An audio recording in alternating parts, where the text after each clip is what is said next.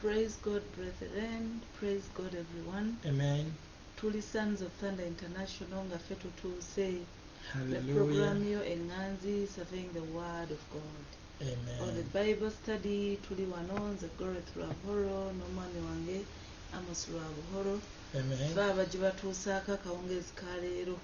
Tubaza Katonda olw'omukisa nate gwatuwadde ekirabo eky'obulamu obukuumi n'okuba nga atusobozesezza okuba nga tuli wano okubatuusaako puroguramu yaffe ya Surveying the Word of God. Hallelujah. Amen. Katusooke tukoowole omwoyo omutukuvu then tunaatandika nate n'ebiddako. Kabaka w'abakabaka twagala okusiima olw'akawungeezi ka leero. Twagala okugamba nti oli mulungi oli mukulu gwatusobozesezza okuba nga tutudde wano omwoyo omutukuvu. Tukwaniriza masekati gaffe tutwale nga bw'oyagala otutwala omwoyo omutukuvu gw'oba oyogera mu ffe omwoyo wa Mukama. Tukusaba omaamire, tukusaba obeewo, tukusaba oba omukubiriza obeere omujjukiza ogaziyegaziye endowooza zaffe oggulewo emitima gyaffe eri okuyiga omwoyo wa Mukama. Tukwebaza kuba oli mulungi, tukwebaza kuba oli wa kisa, ekitiibwa amatendo obuyinza byonna tubikuwa mu Kristo Mukama waffe. Amen. Amen. Tuli wano nga batuusaako puroguramu yaffe Sons of Thunder International eyagaliza buli muntu yenna mu nsi yonna, eri abatulaba, eri abatatulaba, eri abatuwuliriza.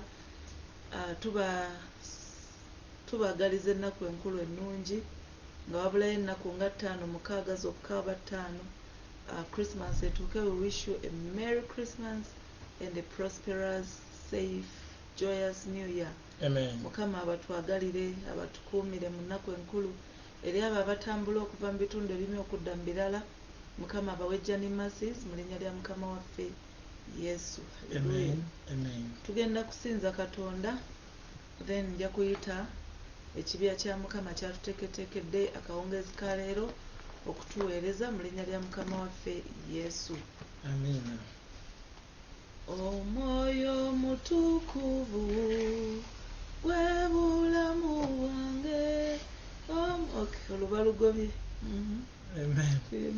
Omwoyo mutukuvu gwe bulamu bwange. Omwoyo mutukuvu Gwe bulamu bwange. Omwoyo mutukuvu gwe bulamu bwange.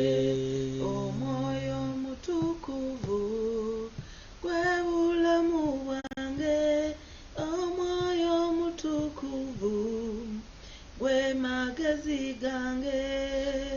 Omwoyo mutukuvu Gwe gwe bulamu bwange.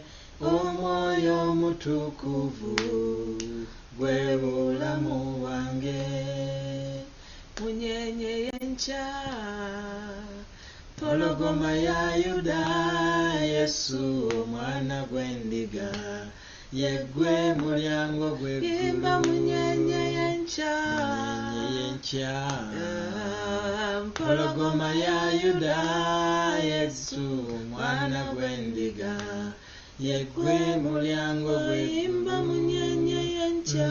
Munyenye y'enkya. Munyenye y'enkya. Pologoma ya Yuda, Yesu omwana gw'endiga, yeggwe mulyango gw'eggulu. Yeggwe mulyango, yeggwe mulyango. Yeggwe mulyango gw'eggulu. Yesu yeggwe mulyango gw'obulamu bwaffe. Yeggwe mulyango gw'eggulu. Taata yeggwe mulyango gw'obuweereza. Yeggwe mulyango gw'eggulu. Taata yeggwe mulyango, yeggwe mulyango. Yeggwe mulyango gw'eggulu. Yesu yeggwe mulyango, yeggwe mulyango. Yeggwe mulyango gw'eggulu. Ayimba nange munyenye y'enkya. Pologoma ya Yuda, Yesu omwana gw'endiga, yeggwe mulyango gw'eggulu. Yimba munyenye y'enkya. Munyenye y'enkya. Munyenye y'enkya. Pologoma ya Yuda, Yesu omwana gw'endiga, yeggwe mulyango gw'eggulu. Taata yeggwe mulyango, yeggwe mulyango. Yeggwe mulyango gw'eggulu. Yesu yeggwe mulyango gw'obulamu bwaffe. Yeggwe mulyango gw'eggulu.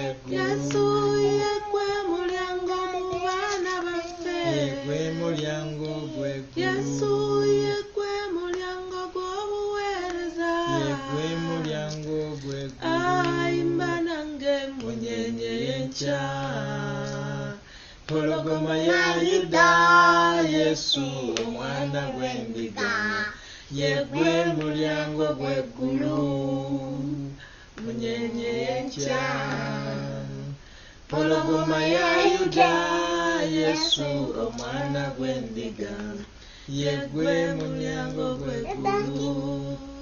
Hallelujah. Amen.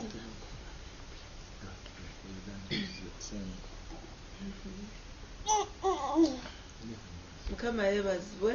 Amen. Omuweereza omuto atwegasseeko. Kale saawa zino zennyini tugenda kwaniriza ekibya kya Mukama kyatuteekateekedde okuliisa emmeeme zaffe enkya ya leero nga si mulala yenna nga y'Apostle Amos Buhoro atutwale maaso mu linnya lya Mukama waffe Yesu. Amen. Twaniriza nnyo Apostle waffe. Amiina nnyo. Mukama akuwa omukisa abaweereza ba Katonda. Omuweereza mulimu omuweereza ze mumulabye mujja kuguma. Amen. Nnyo. We are preaching. So Mukama waffe yeebazibwe. Tugenda kwogera nate era ku separation. Guno gwakubiri nga tujyogerako separation. Gwakusatu twajyogerako luli ku Sande ne tuyogerako lwa mukaaga yesterday katujyogerako leero Sande. Mukama waffe yeebazibwe. Hallelujah. Separation. Mukama waffe yeebazibwe. Ebiseera ebisinga twagambye omuntu bw'awulira separation tuyina entwala gye tukitwalamu, buli muntu alina gy'akifunamu, naye ffe tukitwala. Mukama waffe yeebazibwe. Hallelujah. Naye ffe tukitwalira ku ango ya Bible. Tujja kutambulira ku ango ya Bible. Mukama akumpeera omukisa ng'otegeera kye ntegeeza. Tuli ku kigambo separation. Separation. Mukama waffe yeebazibwe. Buli muntu alina entwala gy'akitwalamu, alina engeri gy'akiyisaamu. Naye nsaba ffe tukitwalire ku saidi ya Bible, kijja kutubeerera kirungi, kijja kutwanguyira. Mukama waffe yeebazibwe. Hallelujah. Yes, mujja kuguma. Omuweereza tulinamu omuweereza omulala. Mukama waffe yeebazibwe. Abali ku line mwenna mbaaniriza mu linnya lya Mukama waffe Yesu. Mukama abampeera omukisa buli wenna wooli, abasinzidde China, abasinzidde South Africa, abali Uganda, abali Rwanda, abali Holland, buli wonna wooli Mukama akumpeera omukisa. Amannya bagambye tuli wano okubaweereza. Mukama waffe yeebazibwe. Hallelujah. Era mmanyi kigenda kubakolamu obulungi. Katwogera ku separation. Biblically kitegeeza to be set apart. Mukama waffe yeebazibwe. Okwawulibwawo. Hallelujah. Mukama yeebazibwe. Munansonyiwako katono katabuzo bwe tusanga is like bwe twenyenya ku lwa Nyante network wali ebyako ebintu. Nyante stabilize. Be stable. Mukama akuwa omukisa. May God bless you. Yes. To be set apart. Okwawulibwa. Mukama waffe yeebazibwe. And to be holy. Holy tukizitya? Obutuukirivu. Another thing, to sanctify. Bwe bagamba to be set apart kitegeeza okutukuzibwa, okulongoosebwa. Mukama waffe yeebazibwe. Hallelujah. So bwe tulaba separation tujja girabira mu bintu ebirungi, tujja gitambuliza ku eri ennungi, era kyemmanyi tojja kusigala kye kimu. Mukama yeebazibwe. Hallelujah. Tugenda kusinziira ku lunyiriri oluli mu 2 Corinthians chapter 6:14 to 18. Tujja kutambulira ku ezo ennyiriri mpaka bwe tunaafuna ebyawandiikibwa ebirala. Tuli mu 2 Corinthians chapter 6 verse 14 to 18. Mukama akuwa omukisa nga tugenda mu kyawandiikibwa ekyo. Manyi nti oyo yenna n'atambula naffe n'akiteekako essira, Mukama agenda kukolamu omulimu omulungi. Olw'ensonga Mukama alina ensonga lwaki aleeta ekigambo kino ekya separation eri obulamu bwaffe. Ayagala kutwawula olw'omulimu gwe, ayagala kutwawula olwa certain calling, ayagala kutwawula olw'ekyo ky'ayagala tukole eri abantu. Lwakubajjukira we are vessels. Tuli bibya bya Katonda, tuli bikwatwa, tulina kuyisibwamu. Agenda tuyisaamu eddoboozi, agenda tuyisaamu ebigambo bye, tugenda kukola emirimu gye ki Daniel style, Ezekiel style. Gwe Daniel wa leero, nze Ezekiel wa leero, ono ye Amos wa leero. mukama waffe yeebazibwe. Abannabbi tebayinza kuggwayo, abatume tebayinza kuggwayo, mukama waffe yeebazibwe. Naye onookikola otya nga toyigirizibwa? Kyova tuli wano okulaba nga tugaziya ekigambo kya Katonda, tukijja waliwe tukirabira, tukiteeke ku level endala. Mukama yeebazibwe. Hallelujah. Amen. Yes. Mukama mulungi. Nsaba tusome 2 Corinthians chapter 6. 2 Corinthians 6:14-18 says, Do not be unequally yoked together with unbelievers. For what fellowship has righteousness with lawlessness? And what communion has light with darkness? And what accord has Christ with Belial? Or what part has a believer with an unbeliever? And what agreement has the temple of God with idols? For you are the temple of the living God, as God has said, I will dwell in them and walk among them. I will be their God, and they shall be my people. Therefore, come out from among them and be separate, says the Lord. Do not touch what is unclean, and I will receive you. I will be a father to you, and you shall be my sons and daughters, says the Lord Almighty. Mukama waffe yeebazibwe. Owulira ayawula, ayina ekiti kyakuteekamu, ayina ekiti kyanteekamu, agambye ggwe onoobeera otya ne bali abatali b'okukkiriza. Ekirungi kiyinza kuba kitya n'ekibi. Omukkiriza ayinza kuba atya n'atali mukkiriza. Oweekizikiza ayinza kuba atya n'atali wakizikiza. Mukama waffe yeebazibwe. Kati nno weeyawule obaveeko. Mukama waffe yeebazibwe. So okwawulibwa Katonda kwayogerako ye calling ye twayogeddeko yesterday, ye condition, ye choice era ye activatinga byonna Katonda byayagala kukola mu bulamu bwo. Oyina ekyo ky'olina okuba nakyo. Mukama waffe yeebazibwe. Nabadde nvuga mmotoka nga tujja tuva Midrand, nenfuna ekigambo kyenna okugatta wano. Bantu bangi abandyagadde obufumbo. Mukama waffe yeebazibwe. Kyokka baafumbirwa dda nga tebakimanyi. Kati njagala kijjayo bulungi.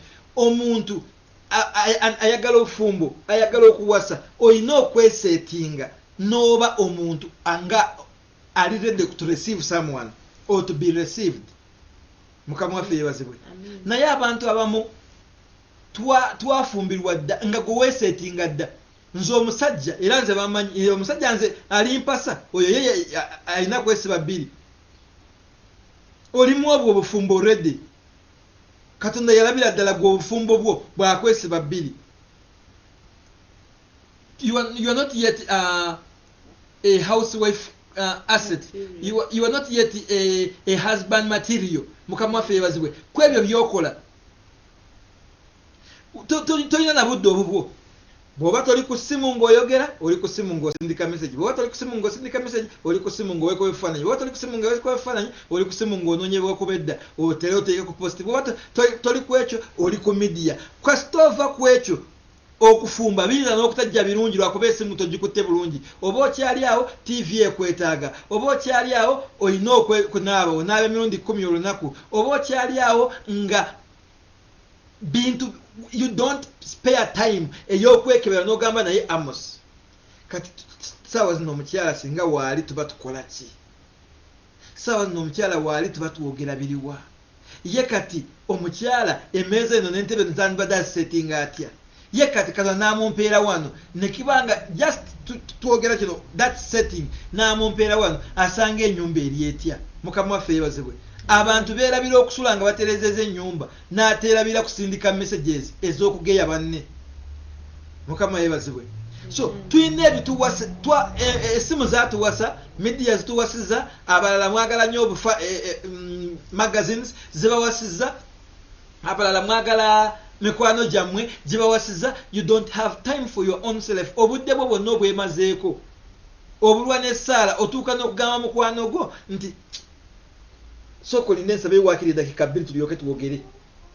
N'osaba ye eddakiika 2 mulyoke mwogere. Katonda n'omuwa eddakiika 2 olugambo n'oluwa eddakiika 5. Mukama waffe yeebazibwe. Katonda byagamba tweyawule ku ebyo. Bantu bangi twandibadde tufumbiddwa, bantu bangi twandibadde tuwasiza, naye tukyali mu setting ey'okwefuula. Nze omusajja bw'alijja era njagala nsange nga nesetize nga nina byange, njagala gye ng'ayingira mu nnyumba eyange, njagala gye nze omusajja tayinza kumpisa mu maaso. Era ekyo ye Katonda alina kumpa omusajja nga oyo yategeera mangu, tunula butuze eriiso nakitegeera kyentegeereza ebintu byonna. Gwogamba omukyala, nze omukyala alina kukipinga quiet. Kwegamba tulina ebintu bye twesettingamu kati ne tuwaseeyo embeera. Obeera n'oyo omusajja mu kifaananyi kyo, obeera n'oyo omukazi mu kifaananyi kyo, mu kifo ky'okwetereeza n'ova mu ebyo n'oleka Katonda n'akukolamu omulimu omulungi. So tutte ebyo ebintu. Toyinza kugamba nti bunyumya nnyo n'onyumya essaawa emu kitundu ng'okyali ku ssimu. Doing what? Are you praying? Are you counseling? Are you preaching? Oba omaze kwogera ebituufu kati ozze ku lugambo. There is nothing ku ssimu ng'omwogera just talking ekisusse eddakiika 3. What are you talking? What is that point gy'oyagala kutuusa ewaka otambulire ku frequency, otambulire ku obusannyalaze namba obitambulira? No. Yogera weerekeremu akantu akalowooza, weerekeremu akantu akakuyamba kubeera n'obudde bwo. Kijja kuyamba omwami bw'ajja to have his time, not all the time okubeera ng'akuyita mukyala mbadde nsaba ojjeko wano, mukyala mbadde nsaba, mukyala naye singa obeera ng'okoze obudde all the time agenda kuba akulaba. Kyova olaba nti kyagala omukyala bw'aba alya emmere ye n'omwami mulina kutuula ne mulaba endya. Nabagambye olina kufuna buli lunaku ekipya ku mwami wo, ekipya ku mukyala wo. Ojja kuŋŋamba ate omwana oyo abasanze mu jjane dema kumwesibako alina destiny ye. Musooke mwesetinge mwenga ababiri. Haleluya. Nali ngamba n'omusawo omusawo yagamba nti omwana mu lubuto atandika kutegeera ng'alina wiikisi mmeka? Mu lubuto okutandika kutegeera nti kati baddadi banyiivu, mami kati banyiivu, kati embeera si nnungi. Omwana azaalibwa ng'atunula bw'ati ng'ekikompola olw'ensonga ennyombo gye muyina obutakwatagana. Tweyawule ku ebyo bwe tuba twagala kuba bantu ba Katonda. Mukama waffe yeebazibwe. Tulaba Sawulo nga tanafuuka Pawulo. Yali musajja muyivu, musajja munadiini. Mukama waffe yeebazibwe. Nga atambuza ebintu, atambuza eddiini mu mutwe naye nga teri ku mutima. Atambuza eddiini ku mimwa nga naye teri ki ku mutima. Mukama waffe yeebazibwe. Nga akola buli kisoboka kyonna okulemesa, okusitoopinga enjiri ya Kristo olw'ensonga ebibye yalina bya mimwa bye yasoma mu kilaasi. Mukama waffe yeebazibwe. Naye kyatuuka akaseera, haleluya, kyatuuka akaseera nga Yesu azze kumukwatako. Yalina kumwawula amujje kubikwogera mu mimwa abiteeke mu mutima. Yalina kumwawula abijje mu bitabo bino bye yasoma ebyokusoma bino fomu amuteeke mu spirit asobole okumuyigiriza agende mwanani bamusomese. Mukama waffe yeebazibwe. Okwe kwawula kututegeeza, haleluya, olina kwawulibwa. Mukama waffe yeebazibwe. N'oyawulibwa n'ova mu kiri ekitali kirungi, n'ova mu unbelievers. Mukama mulungi. Tulina ekizibu, haleluya.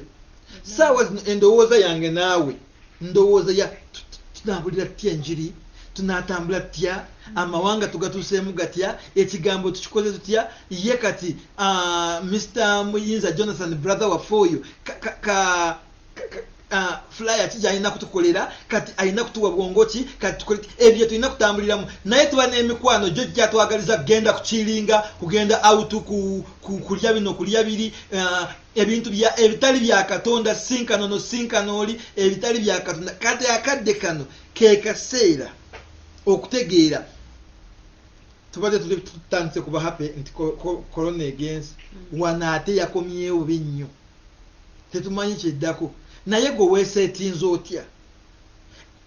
Twali tuwakana nti Sodomu ne Gomora teyazikirira, ne tuwakana nti amazzi ga Nowa tegaaliyo, tuwakana ekyennyanja tekiyinza kubeeza muntu mu lubuto ennaku 3, tuwakana nti Yesu teyazaalibwa. Kati ne leero tuyinza kuwakana nti ensi yonna tebagilookinga. kati n'abaana baffe bagenda kugamba ebyo tebyaliwo tetwabiraba. Naye kyenjagala kugamba ffe nga ffe tulina okwesetinga ne tweyawula.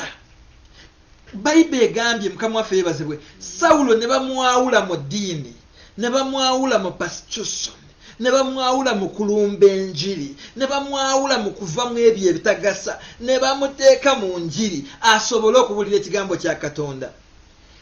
Musa bwe yakula n'akiraba nti kisaanidde okubeera mu babe, n'okutya n'atatya, n'ava mu nnyumba ey'amaanyi eya Ferawo n'agenda mu bali abavumibwa olw'ekigambo kya Katonda.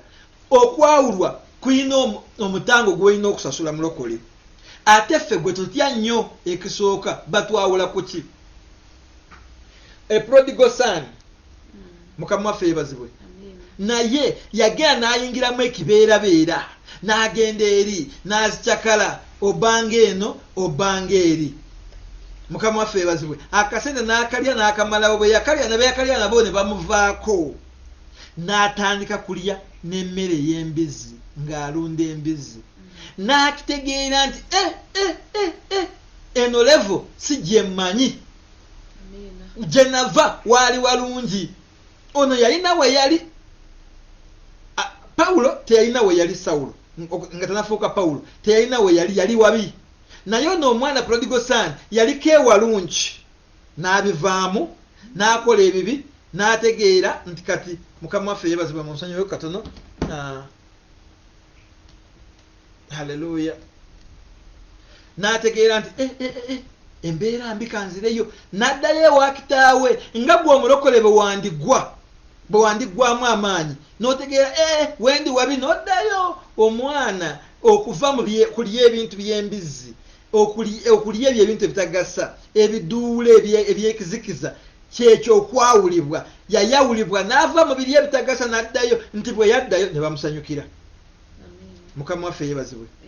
So Katonda akyali wa kisa ekingi. Bw'obanga oli eyo wali oweddemu amaanyi, bw'obanga oli eyo wali ogudde, bw'obanga oli eyo wali tonaba na kulokoka, tobimanyi olwanagana n'enjiri, Katonda mwenna abaaniriza mujje nga bwe muli, naye anaabawummuza. Haleluya. Mukama waffe yeebazibwe. Twakwogera ku babiri. Waliwo omulala, katulabe, Sawulo gwali mulimo. Mukama waffe yeebazibwe. Sawulo gwo gwali mulimo. Waliwo abantu mukola bye mukola olw'emirimu gye mulimu, musipeyaringa mirimu. Waliwo abantu, njagala kulaga steps, tugambye Sawulo nga tanafuuka Pawulo kumwawula, ye yali yasoma nga mulimo gwa kiipinga mu kukola ebitali birungi. Ate prodigal son yali mu birungi, ebinyumo by'ensi ne bimusika ne bimujja mu bulungi, n'agenda mu binyumo by'ensi, bwe byamulya ne bimufuukira ekizibu n'akomawo. Kati ate waliwo omulala, embeera baagimusindikamu busindisi. Y'oli omusajja yabeeranga mu ntaana, ayabeeranga mu malaalo, ng'akaaba ebisaana n'ekiro, nga yeesala amayinja, nga bamusiba emiguwa, nga bamusiba, nga buli bwe bamusiba babikutuka, nga takyayinza kubeera ne mu bantu. Oyo naye yalina embeera, naye embeera ab'ekyalo be baali bagemuteekeseemu. Ebintu by'ekyalo byonna baabiteeka ku ye, bo bali eri mu countryside, bali mu kibuga balya banywa, ebizibu byonna babiteeseemu. Naawe oyinza kuba oli eyo nga waliwo abaakyusa destiny yo, ba destiny changers, enemies of progress. Baatwala ekikyo, gwe okubonaabonaako is their success. Baakuwongayo. Mukama yeebazibwe. Twali tuli mu kwetoloola wano ngo waliwo yali yawongayo omu ku ffe wano. Mukama waffe yeebazibwe. Nga buli kye tukola kibackflyinga, naye ye yeeyongera mu maaso. Mukama yeebazibwe. Bwe twakikwatako ntandika kitambuza Katonda bwe yatulagira, tulabako enjawulo y'amaanyi. Mukama mulungi. Omuntu ayinza kucyenjinga n'akyusa Jonathan, omuntu n'akukyusa, oli n'atambulira mu mukisa gwo. Haleluya. Tulaba nti ono Yakobo yatambulira mu mukisa gwa Esawu. Mukama yeebazibwe. Yakobo yatambulira mu mukisa gwa Esawu mpaka Esawu bwe yasigala nga asiruwadde, munasonyiwa okugamba ekigambo asiruwadde. Yakobo n'atwala ne birthright. Teyakoma ku ekyo. Yakobo n'afuuka mutwe. Teyakoma ku ekyo. Esau n'afuuka mukozi wani. Those are the destiny changers. Those are enemies of progress. Kati omusajja ono ow'omumalaalo naye baali bamukoze bwe bati nti emizimu gyonna kakaaga giri ku ye, abalala bali abanywa naye byonna ebyekyalo byonna ebyaki nga bitomedde ye. Mukama waffe yeebazibwe. Yesu bwe yajja n'amukolamu omulimu nti tulaba Bayibuli egamba ne bamulaba ng'atudde ku bigere bya Yesu ayambadde bulungi, ali soba, alya ku kantu, anywa ku kantu. Yesu n'amugamba genda weerage. Bakakase nti Katonda akoze ebinene. In the mighty name of Jesus, we are having challenges in this way, that some of the people they have failed to separate themselves. Amen. Because of work. Hallelujah. You don't want to lose work, so because of that you keep there like Saul. But Saul, when he met Jesus, when he was going to Damascus, when he met Jesus, he did not remain the same. Amen. He was changed to Paul, and we are seeing he did a great job. That even he wrote 83% of the New Testament. Praise be the Lord Jesus. Amen. What do I want to tell you? That some of us, we are entangled because of the work as Saul. I'm telling you another thing, that like a prodigal son, who because of the desires of the world, of the offers of the world, chose to leave his father's house, his mother's house, his people, and went his will. He went his will and misused it. He ended up eating with pigs. He ended up his inheritance. Yes, he ate whatever belonged to him. Then when he was there, he came back to his senses. He told himself, at my father's house, in my father's house, there are many people. They are slaves. They are servants. But even though they are servants, they don't eat with pigs. They don't eat with dogs. I rather go back. I become a servant in the house of my father rather than eating with the pig. This is the same statement that almost King David said. King David said, I rather be a gatekeeper in the kingdom of heaven. Amen. I rather be the gatekeeper in the kingdom of heaven. It is the king saying it. Another thing I told you, you remember this other man who was staying in the tombs, who was keeping in the grave. He was not putting clothes, he was naked. He used to cut himself with stones each day. He was yelling, crying, shouting all along. He never bathed, he never went to town, he never had his people to come for him. Why? Because these people, they changed his destiny. They took his right. For them, they were enjoying. Him, he was suffering. Praise be the Lord Jesus. Amen. But God changed him. Separation for good. Separation for the better. Praise be the Lord Jesus. Amen. Hallelujah. I don't know whether if you have anything that you have to add from there. No, everything is okay for now.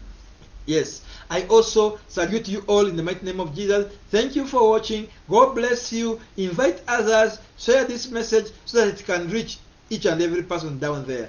Praise be the Lord Jesus. What are we to be separated from? What are those things that we are supposed to separate ourselves from? First of all, we have to separate ourselves from sinful companions. Amen. I don't know. I think you can elaborate that and I will continue from there. Sinful companions.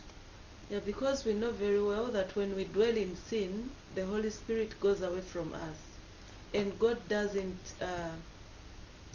like sinners. Amen. God wants us to be righteous before Him, follow His commands, and be upright before God. So whenever we dwell in sin, God perverts from us, and that's when we start getting a lot of problems, hindrances, and everything bad comes to our lives. Amen. Yes, as prophetess has said, that when you keep with companion, it means a group of people, a group closely.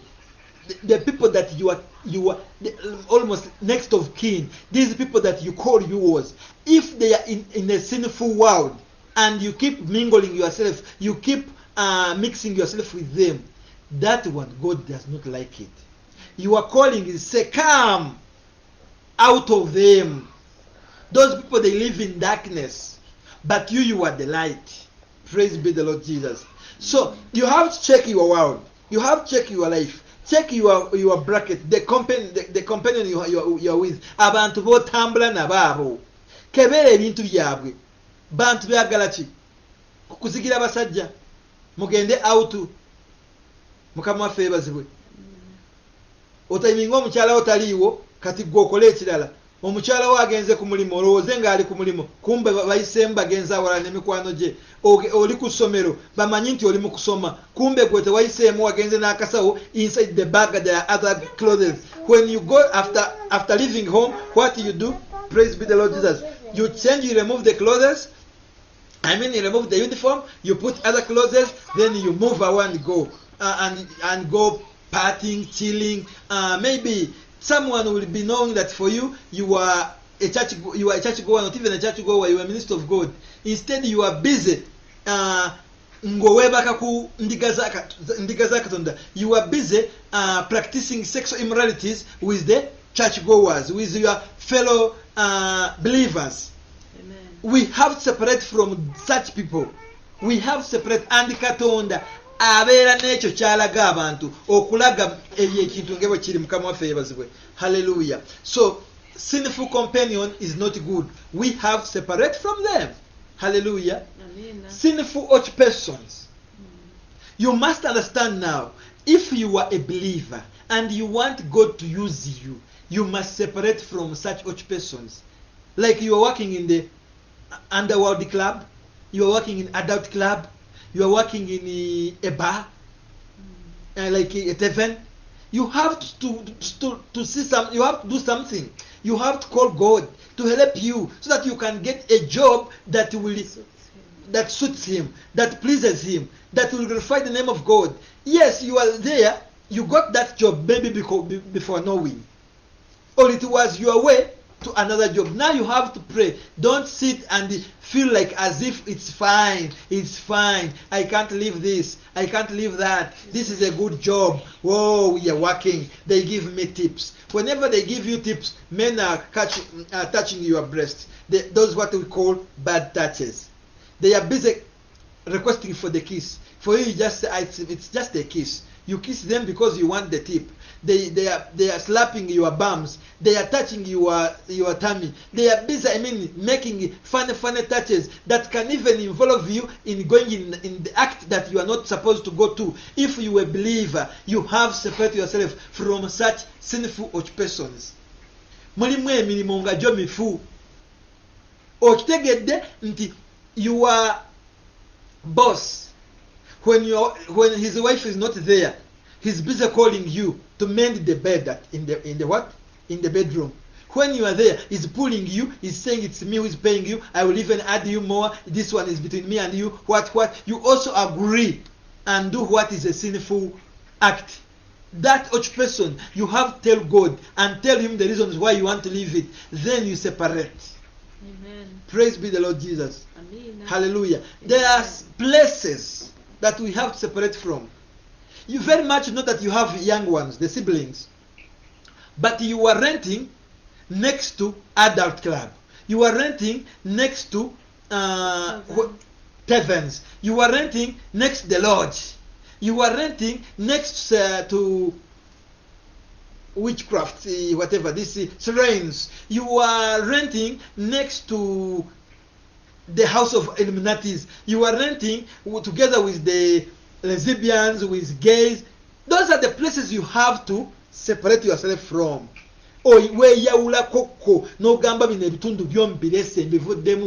Separation, it's a condition, it's a choice. And remember, it activates the process and the purpose of God. Before you do it, God will keep quiet. Praise be the Lord Jesus.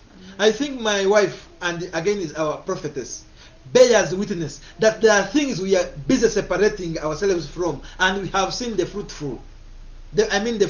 of that. I think, can you say something about sinful places? Sinful places byebifo ebikuleetera oba oliawo okubanga ototambulira mu butuukirivu nga Mukama bw'akyagadde. Hallelujah. Amen. Tulina ebifo bye tulina okwewala. There are places that we are supposed to avoid as Christians. If you know you're a Christian, I don't see any reason why you should go to a club, why you should go to a tavern, why you should go to witchcraft. You're supposed to keep in your lane. You're supposed to keep in your lane that God demands you to be in. Hallelujah. Amen. So sinful places can also be a group of friends that are not worthy of you being with them. Amen. Hallelujah. Amen. So we are supposed to avoid such sinful places. It may be where we go, yet it's not a right place for us to go. You may be involving yourself with a group of gangsters. That is a sinful place. All their plans are killing people, are stealing cars, are stealing phones, and you're involved with those people. So we are supposed to make sure we avoid sinful places. Amen. Amen. Hallelujah. Amen. Praise be the Lord Jesus. Sinful practices, and this is the worst part when it comes to born again, when it comes to believers. There are practices that we do, or there are acts that we do that they take us far from God. For example, I have seen people who don't smoke, but when it's like they can light the cigarette and they give it the smoker. For him, he doesn't smoke, but he's busy lighting the cigarette. Secondly, alcohol is not good. And God doesn't accept that one. Why do you give money to someone to buy alcohol? To buy liquor, to buy... The Bible says when you buy alcohol for someone, you've drunk. You're part of it. You're part of the sin. Praise be the Lord Jesus. Amen. Meaning you are supporting the action.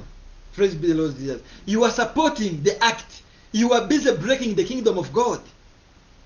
You don't booze. Why do you support booze? Someone has asked you, can you give me please money? I can buy a bottle. You say, we don't drink.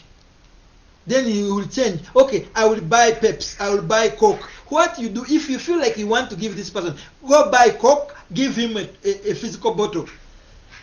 Excuse me. Hallelujah. Amen. Because this person has already told you his original plan of the money that he wants from you. Praise be the Lord Jesus. So the easiest thing, go buy something, give him that very thing he was asking for. If he's hungry, he's saying I'm hungry, go buy food, give him food, rather than giving him money to go and buy opium. Amen. Hallelujah. Amen. Praise be the Lord Jesus. Amen. There are acts we do. You say it's not good to practice abortion.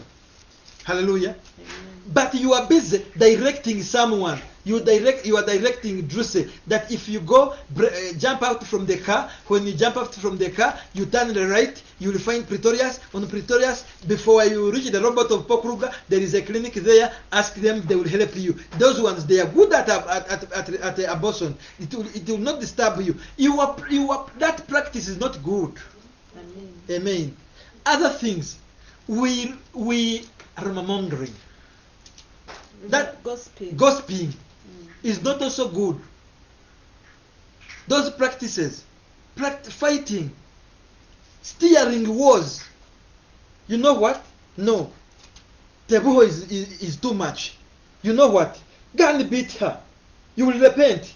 Even God has already seen that Tebuho is too much on you.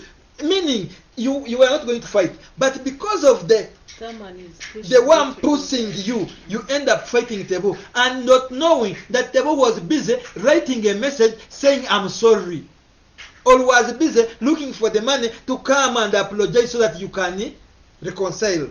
But because of me, who is gearing, who is putting fuel, praise be the Lord Jesus. Amen. Bad acts. Hallelujah. Amen. This one disturbed the poor too much. When we read in the book of Romans chapter 7 verse 18, 21, it disturbed Paul too much. We have to learn to live those practices that are not for good. That's why the Bible says, what is in common with unbelievers with believers? What do you want with the darkness, you who is in light? What is that you're looking for? To people who are fornicators, yet you are a church goer. There are things that we have to change. Praise be the Lord Jesus. Amen. Romans 7 from 18.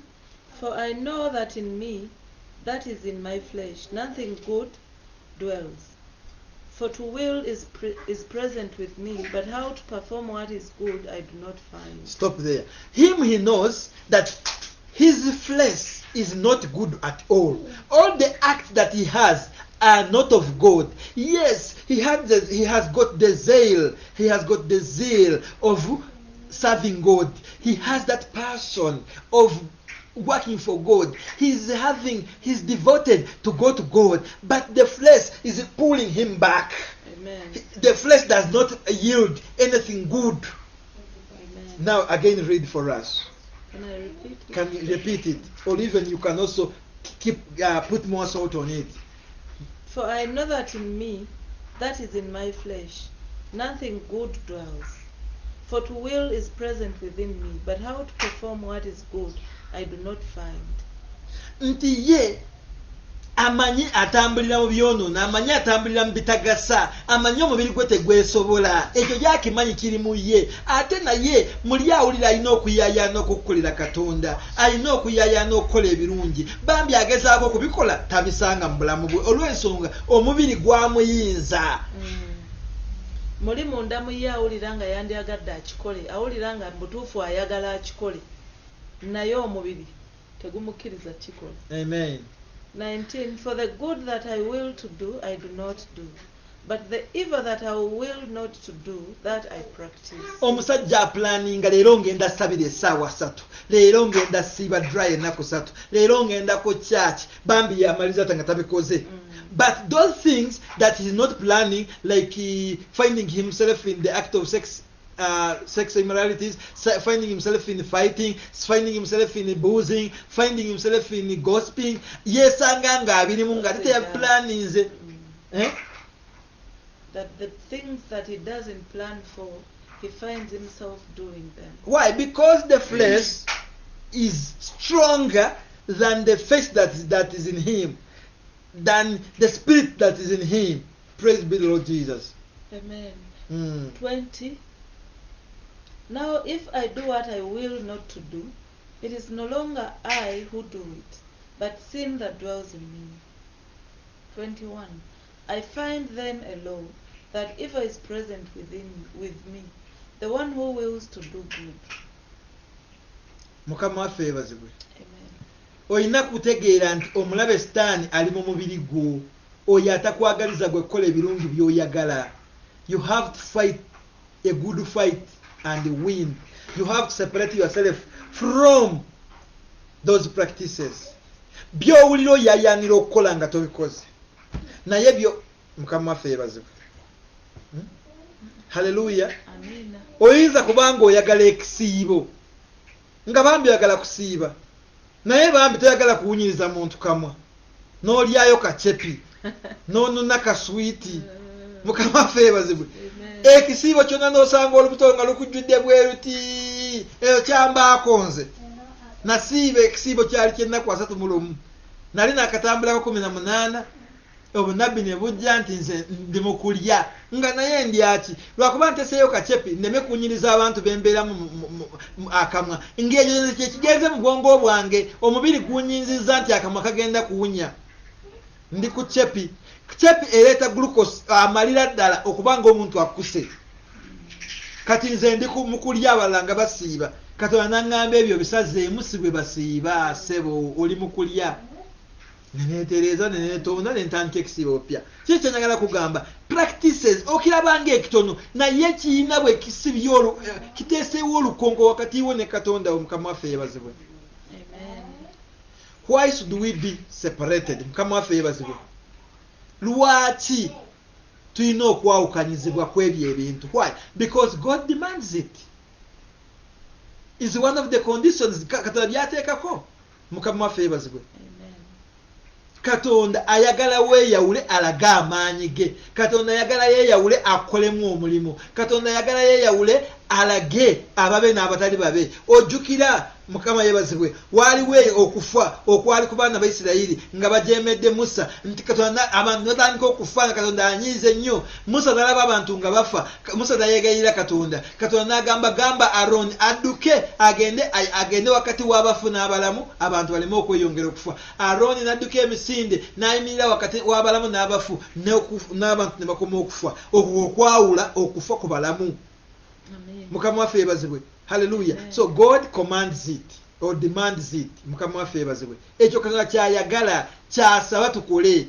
Bw'oba onoyagala ebirungi yagamba Abraham, leave your country, your people, your everything.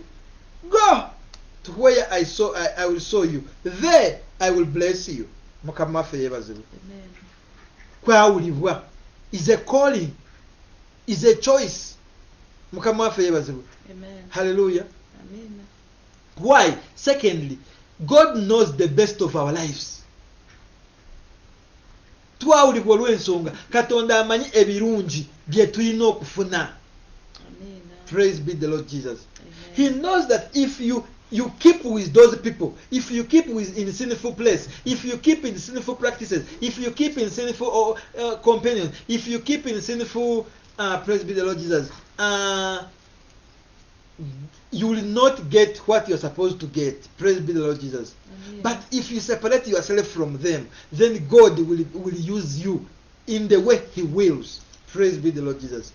Njagala kuzaamu amaanyi mwana wa Katonda ali separation nungi nnyo. Mukama waffe yebazibwe. Hallelujah. Hallelujah. Ensonga ey'okusatu. Hallelujah. Mukama ayagala kutwawula okuva mu kkubo erya danger, because if hallelujah, if we keep in a sinful life, if we keep in our old person or old man, if we keep n'abo abantu abatali balungi, ebifo ebitali birungi, emirimu egitali mirungi, ebikolo ebitali birungi, tujja kuba mu danger. Katonda tatwagala kubeera mu danger zone. Atujjeeyo yagamba bw'ati, Abraham yagamba bannange bona osangayo ekikumi nga bo balungi nabo n'obatana bali nti abo ngenda basonyiwa, kale 5 mbasonyiwa, 3 mbasonyiwa, 2 nja basonyiwa, okutuuka bweyatuuka kwatono mbasonyiwa. Katonda n'agamba nogamba Loti, yasindika bamalayika ne bajjamu Loti mangu n'omukyala n'abawala babiri badduke beeyawule basetingibwe apart Sodomu ne Gomora egendeko omuliro. Era yalemererwa olw'okusikirizibwa kw'ensi n'atonolayo olw'ebinyumo by'ensi, ye mukyala wa Loti yafuuka Mukama waffe yebazibwe. Njagala otwelaboratingire bwawo kiki ekivaawo ku Katonda bw'agamba nti I'm separating you from this so as to remove you from danger. Anti ekintu kyonna ekireeta danger kuba kuzikirira.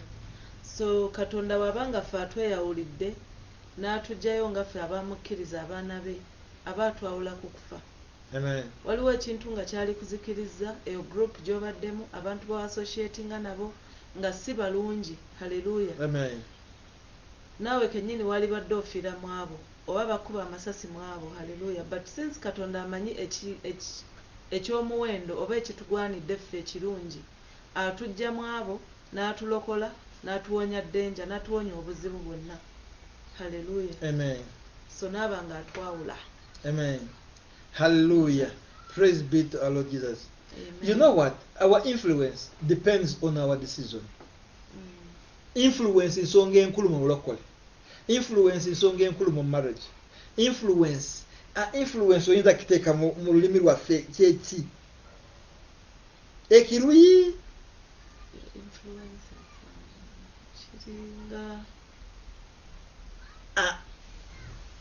Okunyiikira mu kintu oba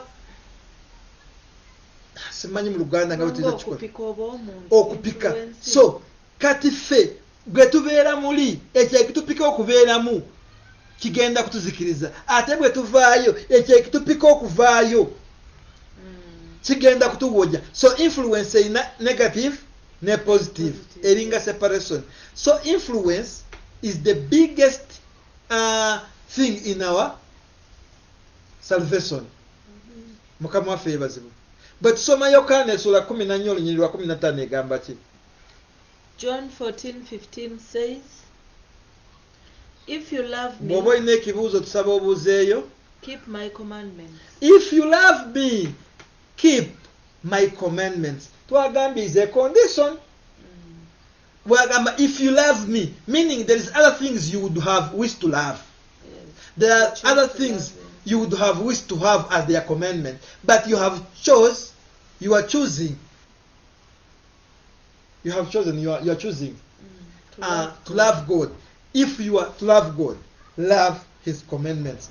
Keep mateeka ge. Amen. That is the influence. Influence katonda kati yawe influence Yesu yateekako. Oye onjagale n'amateeka gange gakwate. Amen. Oyagala kubeera mukyala wange kati tulina kuba mu nnyumba eyange. Mukama waffe yebaze. Influence. Enjala ekulume tugenda kulya kitundu ki. Ekyo kyoteekamu. Yesu agamba if you love me, keep in my commandments. So influence y'amaanyi nnyo. Mulokole influence eyo. Sooka otegeere abantu kiki kibakusindiikiriza. I think influence zikusindiikiriza. Yeah, influencing kwe kusindiikiriza omuntu. Manyi Oluganda. Into good or bad. Mukama waffe yeebazibwe. Sooka otegeere omubiri gw'okusindiikiza mu kukola ki? Kya Bwakatonda kebera. Mukama waffe yeebazibwe. Ye Mwoyo w'Omutukuvu agamba ki mu ggwe? Tuli ku muntu w'omunda gwe twagala okulokola. Mukama waffe yeebazibwe. Haleluya. Yesu yagamba tuli munyu gwansi. Ensi etunyumirwa etwagala nnyo. Naye kasita omunnyu gubulwamu ensa. Ensa. Gubulwamu ekyo ekigufuula omunnyu. Baguyuwa buyuwi guba tegukyagasa. Weeyawule mu ebyo ebitali birungi. Mukama waffe yeebazibwe. Weeyawule mu ebyo ebitali birungi. Bw'osoma James 4:7 egamba etya? Just tutunule simanyi. Mukama waffe yeebazibwe. James 4:7 oluvannyuma ojja kutambulira ku eyo wumbe nga bwe wate waliwo kibuuzo. Therefore submit to God, resist the devil and he will flee from you. Submit to God and resist the devil. So resist is the influence. So that the devil can separate from you. Katandikira wumbe bwe wate waliyo kibuuzo. Waliyo ekibuuzo nteza masika va mu kuseka otubuuzo ebibuuzo. Amen. Therefore submit to God. N'olwekyo meaning bingi ebibadde bibaawo, bingi ebizze bibaawo, naye n'olwekyo kaakati submit to God. Weeweeyo n'omutima gwo n'obulamu bwo bwonna eri Mukama. Hallelujah. Amen. Ye condition. Resist the devil. Weewale emitego gyonna egya Sitaani.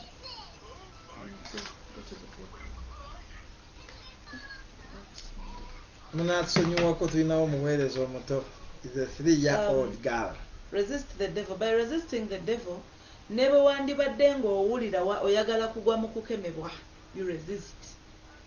Osimbe ekkuli ogambe leero sigenda kusika kasimu ka musajja oyo yadde nkalabye nga kali kalebwerebwe. Just a pocketing kamuko kawe kati kajja esimu eyo naye kanneegumiikirize ku lwa Katonda wange sigenda kikola. Feelings ne bw'oba owulira nga z'amaanyi nnyo zitabuse oli ziri crazy n'ogamba sigenda genda mu bwenzi kankireke. Hallelujah. That is resisting the devil. N'ogamba leero sigenda kulimba kanjogera amazima newankubadde nga gagenda kunsula mu buzibu newankubadde gayinza okuntwala mu kkomera oba obutanzikiriza, but let me stand on the truth. Hallelujah. Amen. So by doing so you're resisting the devil. Era buli bw'ona okipracticing emirundi ng'emeka 3-4 the devil will flee away from you. Hallelujah. Awo oba obuuse mu kisero kye nga gw'oli kitonde kirala. Amen. Hallelujah. Amina. Nsaba owumbe tewali kibuuzo. Twebaza Katonda olw'omuweereza waffe. All thumbs up for you, Apostle. Tweyanzize nnyo, tweyanzeege.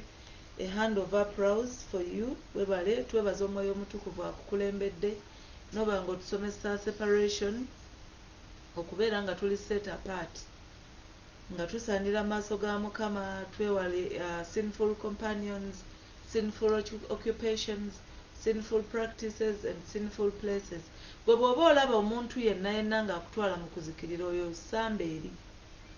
Mweyawuleko mwekutuleko tambula. Haleluya. Ekintu kyonna ekifo kyonna omulimu nga si gwa bwa Katonda. Have you ever worked in a place naye ng'owulira omutima gwa remember? Sijjukira bulungi mwaka ogwo Drusi, maybe you will remind me. Waliwo ekifo kye nakolamukko kyali eyo Kireka nga it's a big pharmacy mu Kireka. Naye ng'ekifo kiri tewali mirembe nga mulimu okusamira kungi nnyo nga waliwo obuntu bwe baasibasiba waggulu bwe bati mu siiringi obuntu obulinga maliba naye ng'akantu ako buli bwe kajjulako enswera nga bakasitoma bayeeka. Enswera bwe zivaako nga bakasitoma bonna tewali. Naye ng'owulira omutima gwo gulwanagana n'ekifo ekyo ng'owulira tolinaawo mirembe era okuvaawo awo twalimba na bulimbi nti tufiiriddwa ne tusobola okuva mu kifo ekyo. Haleluya. So bw'owulira nga omulimu gw'olina tegukuwa mirembe wonna wooli tewakuwa mirembe ekintu kyokola tokiwulira mirembe. Separate yourself from such ogende maaso ne Katonda wo era anaakukola bulungi. Haleluya. Twebaza Katonda olwa byonna. Twebaza mwenna ababadde ku online from where we started up to now for 56 minutes or 1 hour. Mwebala obugumiikiriza. Tukimanye China already ziri ssaawa 7:00 ogw'ekiro ogw'okumakya. Naye mwerekereza ne mubeerawo nga bwe mwerekereza ne mukola ebya Mukama. Leka ne Katonda oyo atalemererwa abaanukule abasanyuse abakola obulungi obutali butono mu linnya lya Mukama waffe Yesu. Amen. Ekisa kya Mukama waffe Yesu n'okwagala kwa Katonda n'okusekimu kw'Omwoyo Omutukuvu bibeerenga naffe ffenna n'eri ab'eŋŋanda zaffe emirembe egitaggwaawo. Amiina. Mukama abatukuumire. Amiina nnyo. Amen.